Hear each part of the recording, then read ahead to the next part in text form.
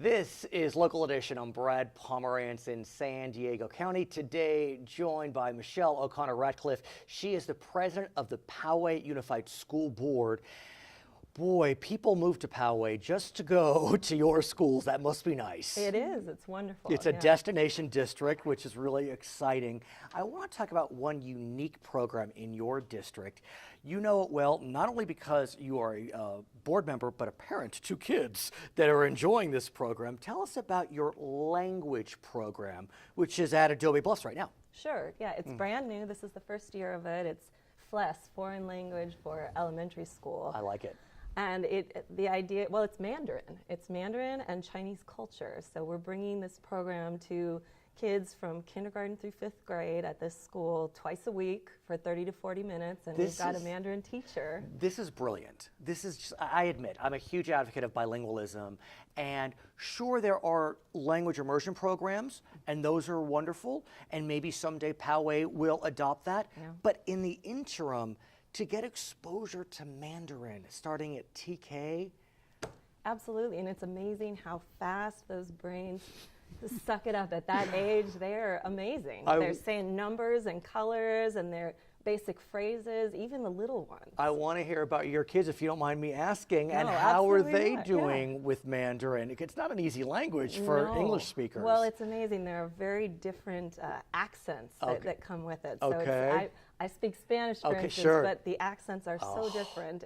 It's a completely different thing. But my daughter, a 4th grader in particular, she comes home shooting off, she'll say, hello, how are you? Whoops, you fell, sorry. And I have to ask her, what are you saying? What are you saying? Right. So she's really very good. She can count off. She's got a lot of conversation. Let me ask you, why did the district choose Mandarin? I mean, look, there are obvious reasons, but dig deep a bit. You could have chosen Japanese or Spanish, but what was it about Mandarin?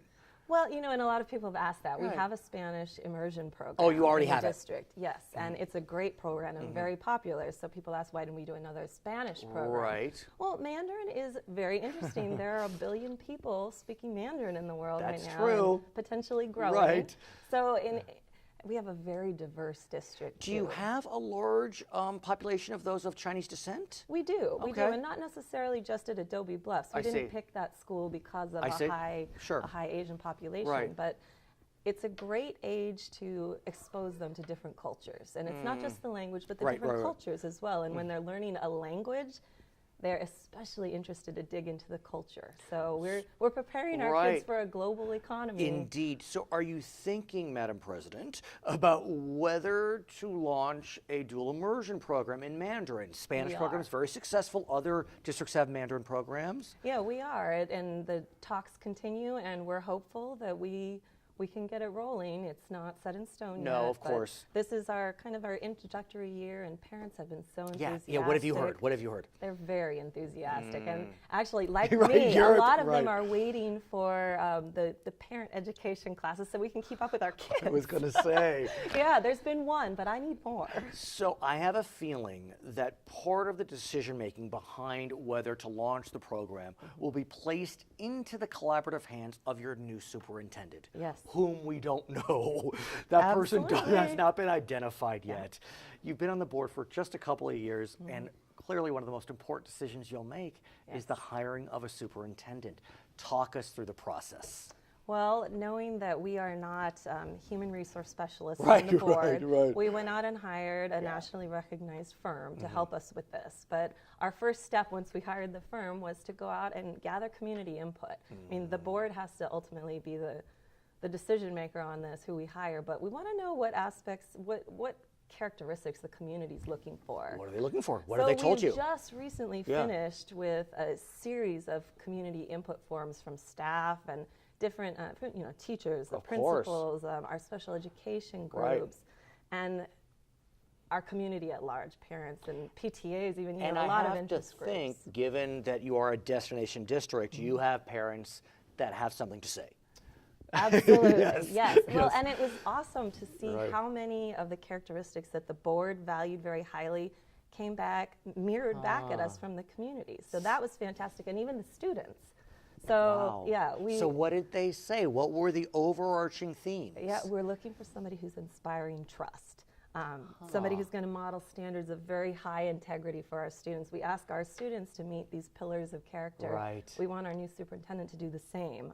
Student philosophy, student first philosophy. Okay, good. Got Students have to come first in every decision. Right. We're looking for a very strong communicator, someone who's going to get out there, really able to build consensus in the community with the students, with the parents, and bring in our business partners in the community. They're very important to us too. If I remember correctly, I think Poway Unified is the third largest district in the county. That's correct. So this is not a small district. No, and we're serving 36,000 students. Right, that's a real number, and you know, in the scheme of the state, that does put you at the top. I mean, look, we can talk about mega districts, but once you get below the mega districts, 36,000 is a big number. It's large. We're a large district. Right, and so talk to us. You got the input, you got the feedback. Now what happens? Well, so now the board has just recently kind of brought everything together and approved the final, okay, here are our priorities for this person, this macho going to walk on water for us, superintendent. And our search firm is taking that out and doing a national search for this person. The applications are due back at the beginning of January. Right, okay. Yeah, so we have to give them some time to think it over. Right. And then the board will be very, very busy in January and early February, interviewing, narrowing it down. Well, hopefully we'll be able to interview the new superintendent when they come on board. I think Hopefully you that would can be bring fabulous, them down. especially if they're as good a communicator as we're hoping. Oh, I'm sure they will be. I want to talk about another effective communicator that works at Poway. Her name is Megan Gross. Yes. She teaches at Del Norte High School. What does she teach? She's at Del Norte High School. Del Norte, thank you for she teaches a 9th through 12th grade autism spectrum disorder class.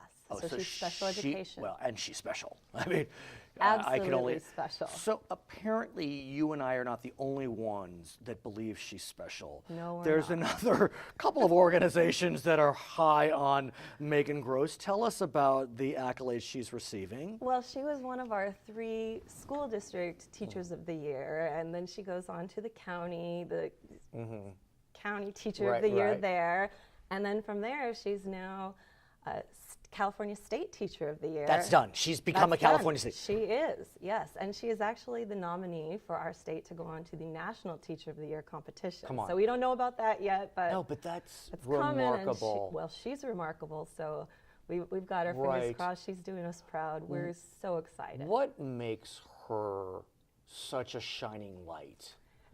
You know, she's got students who have some challenges. Right. And she is very committed to making sure that they have a safe space in her classroom. And she's teaching them skills to get out into their school community and the broader community so that they can be a really effective and integral part of that community. And what's got to be extra challenging is you said the autism spectrum, which means a wide spectrum. Absolutely. So she probably has kids that are really high functioning and kids that aren't as much. Yeah. So, I mean, God bless her. I can't even imagine the depth of her day and how she's able to plow through it. And it's all over the place, yeah. And every year she's got a new crop of students coming in, and she gets to, I mean, and to hear her talk about it, she's so excited every year to get to know each of these kids and really figure out strategies that work for each of them, because it's all very individual and it can be different for every child. You got to come back, will you? Absolutely. Her name is Thank Michelle O'Connor Radcliffe. She is the president of the Poway Unified School Board. My name is Brad Pomerance. We're coming to you from San Diego County, and you're watching Local Edition.